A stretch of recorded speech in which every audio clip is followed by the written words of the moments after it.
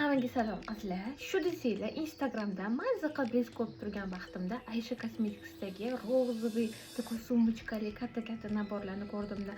Wow, buncha chiroyli, qani mana shunaqa nabordan olsam dedim, narxlariga qarab kuzatib turgan bir vaqtimda именно Aisha Cosmetics'dan PR рассылка kelib qoldi. Qaranglar, o'shani распаковка qilamiz sizlar bilan birgalikda, ichida nimalar borligini ko'ramiz. Birinchisi, bizda mana shunaqangi SPF ekan. Qaranglar qizlar, как раз yozda SPF har doim eng kerakli narsa.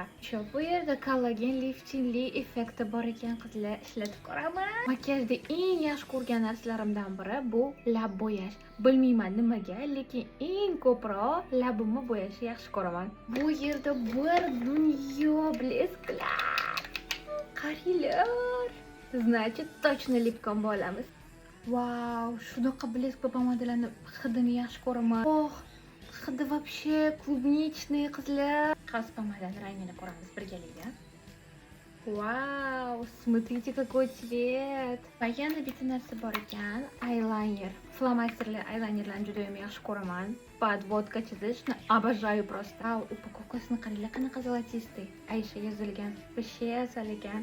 Va buni sifatida bizga mana shunaqa aloli masочка добавить qilish. Bu yerda zapiska bor. Любой sovg'alarda zapiskalar bilan berilsa alohida qadrlayman jumur. Gullarga ham odam chunki e'tibor bilan qo'shimcha sifatida zapiska yozadi. Bu sovg'ani oladigan odam tomonidan zapiskalar очень приятно ishoninglar. Aisha Cosmetics bunaqangi asal sovg'alar uchun alohida rahmat. Keyingi esimizda mana shunaqangi asal blesklar bilan qanaqangi zo'r lipcom bo'la olganimizni ko'rish uchun obuna bo'lishni unutmang.